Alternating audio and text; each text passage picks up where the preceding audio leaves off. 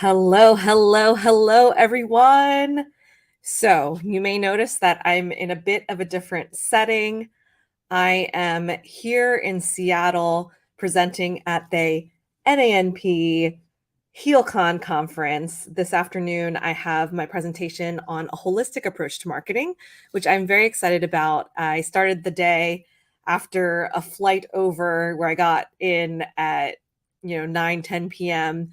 PST, which meant midnight 1 a.m. EST. I was exhausted, but I did get up and I was able to do some laughter yoga, which was just amazing. I thought it was a great way to get into this lunar eclipse season. So, with that, and it being in true Mercury retrograde fashion, I originally was going to be hopping live as I usually do for these moon insights, right, to share with all of you, but realized that I don't think the Wi Fi situation here in my hotel room is going to accommodate that. So, a little pre recording action for y'all. But as always, if you have any questions or anything, you know where to find me. Shoot me a DM, send me an email, whatever you need. And if you are a part of the Intermuse membership, one of the perks is that I am more than happy to do a personalized card pull, a tarot card pull, or an oracle deck card pull for you. And I can even let you know where this eclipse falls in your chart, because that's been very helpful for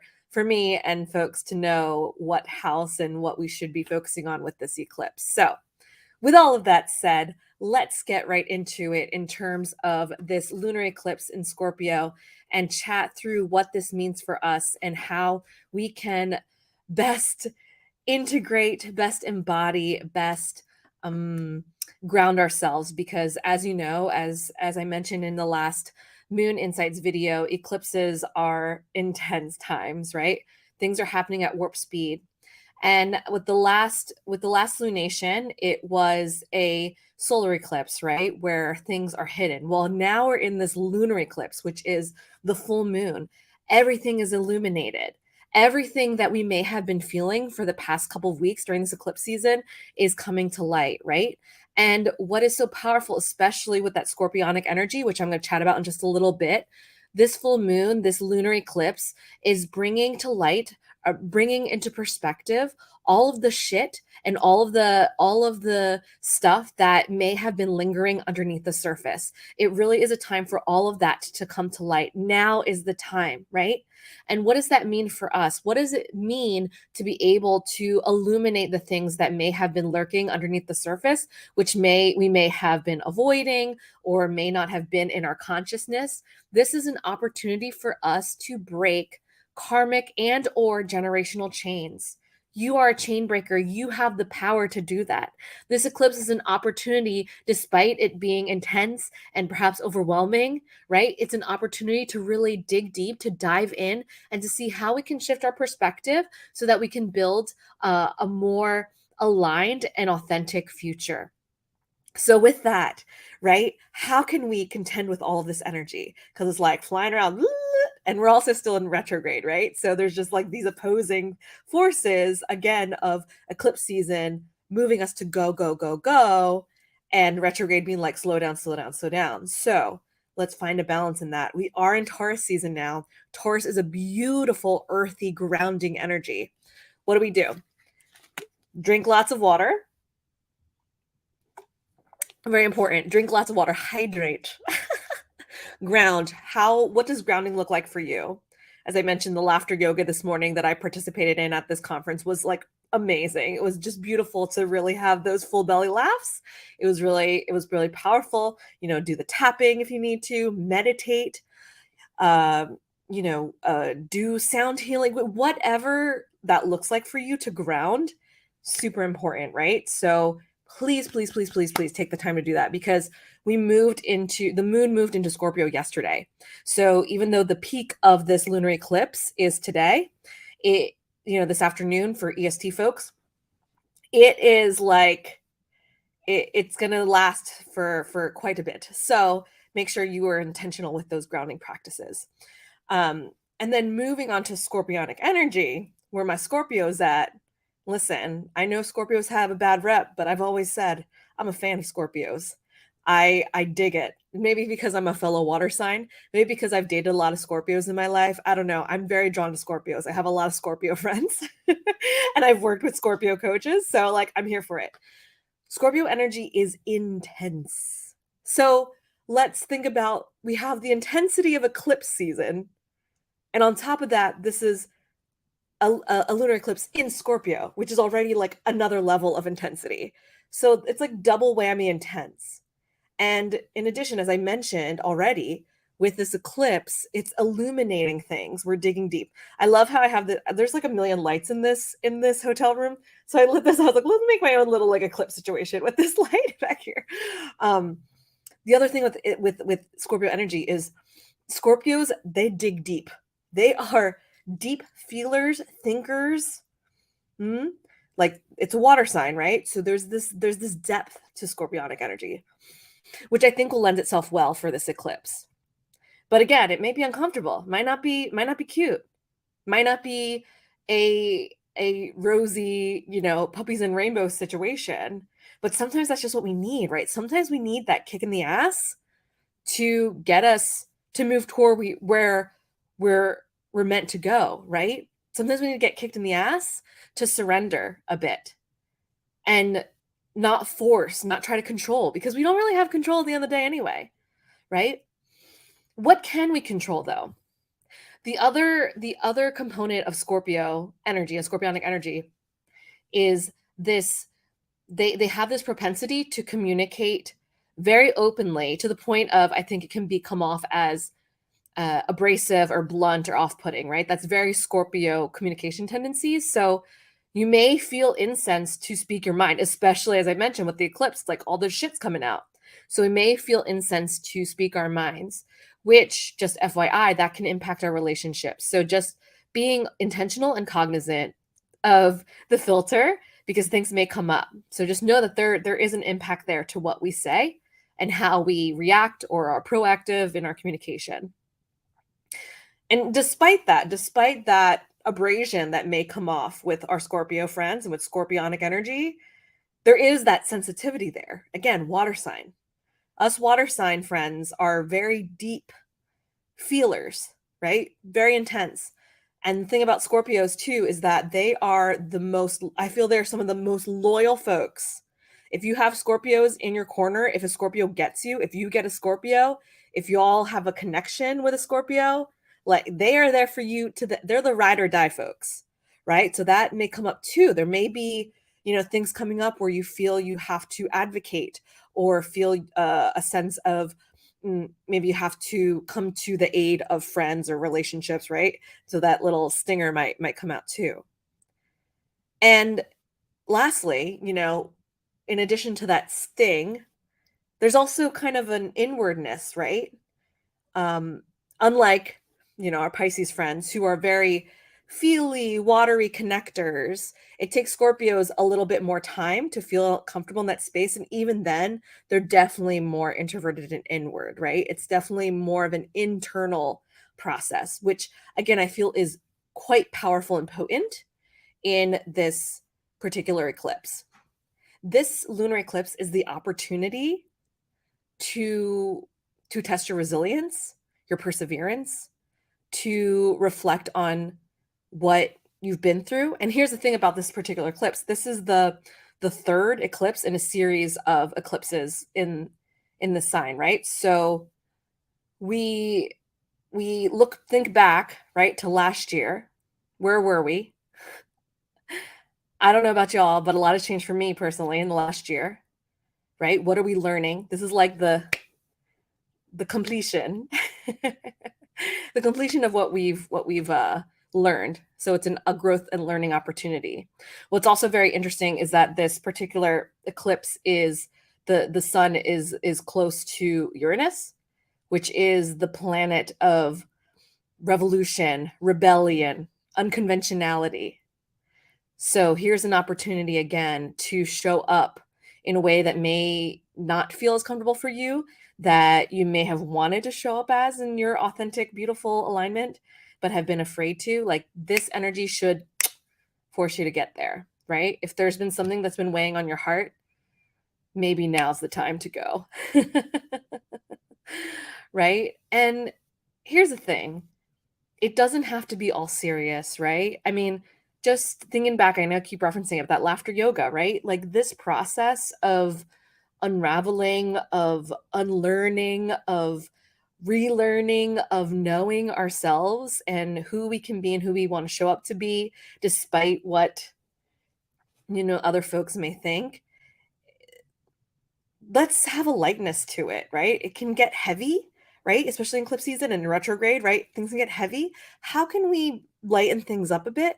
How can we give ourselves grace and space and be kinder to ourselves in this process? How can we approach these opportunities and these lessons and these challenges as moments of experimentation versus moments of failure? I'm talking to myself with that one too. That one's really tough for me, right? And that this is all just a journey in and of itself. Like this whole thing that is life. Right? So those are the lessons. Those are the lessons. This is a very potent and powerful eclipse that I think is going to show us some very valuable lessons and things to keep in mind for the future. And so with that said, let's do some card pulls. The first one I'm going to do is from Alana Fairchild's Isis Oracle. Isis, that energy, she has this like badass goddess sexual energy, which has felt very scorpionic to me. So that's where I'm rolling with that. And then I'm gonna do some tarot because I was inspired by my coach, Natalia Benson. She did some eclipse card pulls this morning, and I was like, yes, I don't usually pull tarot in these things, but I was like, no, let's go for it. I brought my tarot deck. I brought 3 decks to Seattle with me. They're hanging out in my backpack. I'm also very excited because tonight I'm going to be doing some, beach time rituals with a really good friend who is my former ballroom partner and also with a former client. So I think it's going to be just very special. So make sure you figure out what rituals you're doing too. All right. Oh my God, I'm itchy. Okay. Let's go. I want it to come out. Ooh, okay. Dang, check her out. Divine Destiny. Oh, this is so good. The divine warrior is within you, helping you to continue with a worthy path even during times of difficulty. When faced with a challenge, a true warrior will summon more of him or herself to the cause. It might be by bringing more wisdom, focus, or intelligence, or surrendering into the divine. I said about surrendering. The warrior within has great inner resourcefulness and determination. Heck yeah. See, this is perfect. It's interesting. I mentioned Natalia. She pulled the Knight of Wands card. So this feels like very similar energy, right? Like divine warrior. Yeah. Let's do this. Let's go. Ooh, I'm so here for it. Okay. So we have that. And then let's pull some tarot. I'm like, whew. Okay, let's pull some tarot. I haven't pulled tarot in a bit. To be honest, it's been a minute, I feel like. Oh, and my deck is Next World Tarot by Christy C. Road. I freaking love this deck. It's astrology based. It's social justice oriented. It's a dope. And I'll be sure I can, I'll, as always, post it in the notes, show notes, or what have you. The readings and the messages and the fun times. I'm like out of breath. All right. Here we go. Oh, this one wanted to come out. Okay. I will show you in a bit. I'm gonna pull a whole spread and we're gonna chat through it. But that's a good first card. I'm gonna keep you on your toes.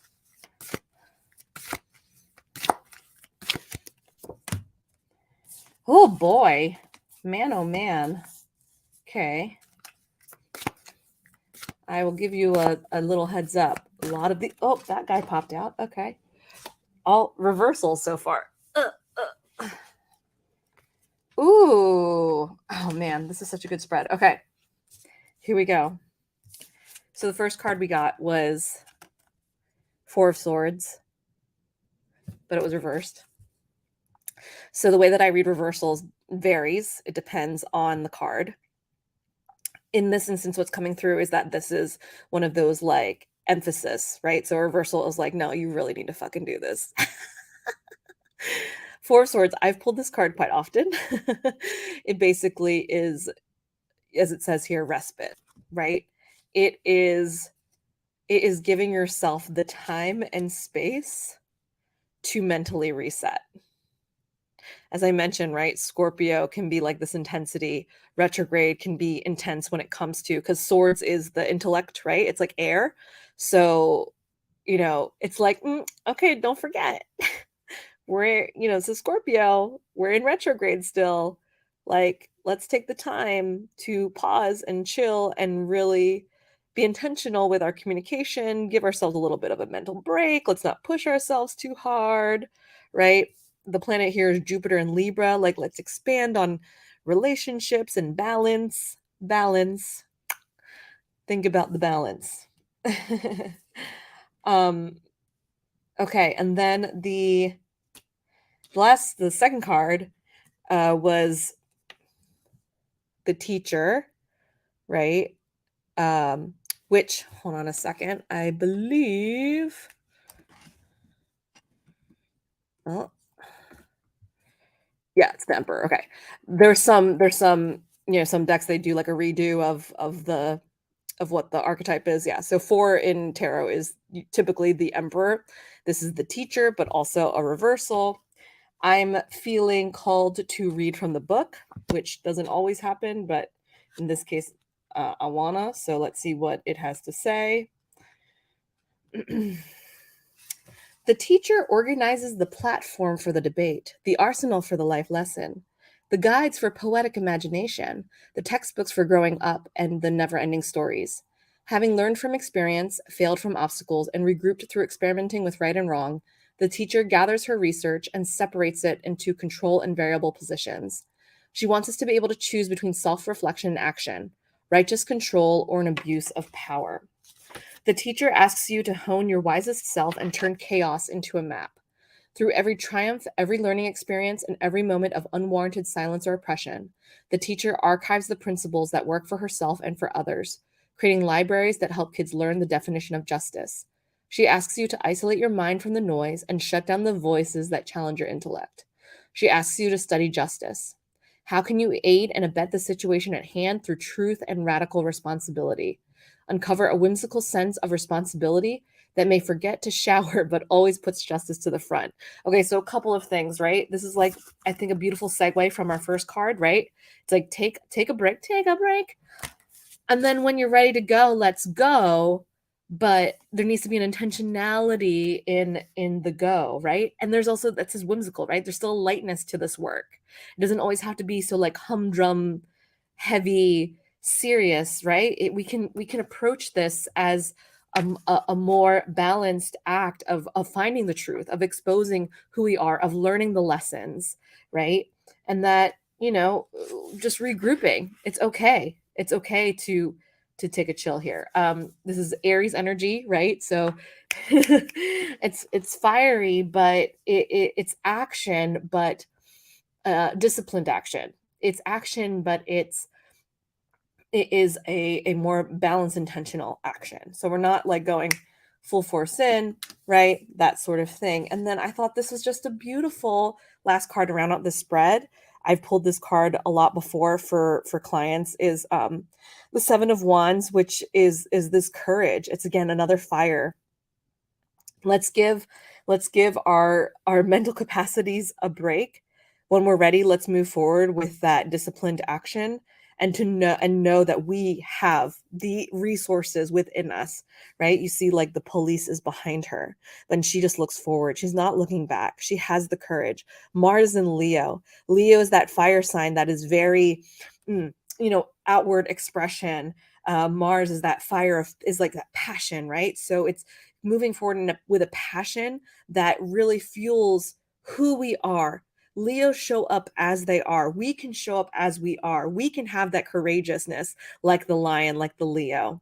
If we firmly are rooted in what we believe in, without looking back, without feeling the need to hide ourselves or to shroud what is the truth within us that needs to come out, right?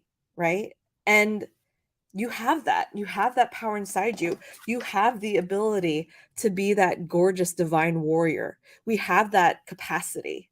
And now is the time with this lunar eclipse in Scorpio to have that, maybe that little bit of a scorpionic edge to what we're doing moving forward in this eclipse season, because a lot of things are going to come to light that maybe we've been afraid. We've been afraid to witness. We've been afraid to contend with. We've been afraid to to uh maybe it's just an observation. Maybe it's we've there's just been a fear, but why? When we have the courage, when we have the strength within us, when we all have that Leo fire within us. And so that's that. That's what we have going on, you know? Um, as always, if you want to touch base, you want me to give you more detail, again, I can look up your chart and see where this eclipse lies for you, get some insights from that. I can pull a personalized card for you. As I mentioned, I only have 3 decks here, but we can make do with what we got. And yeah, I hope you have a beautiful eclipse season. I know it can be super duper intense, but you know what? It'll be okay. We're going to get through it, and it's going to be wonderful and powerful and delightful and delicious. And I honor you for being part of this journey and for allowing me to be a part of it. So, with that, you know where to find me. I hope everyone has a very profound and potent eclipse season as we continue on. And yeah, I will talk to you soon then. All right, take care, y'all.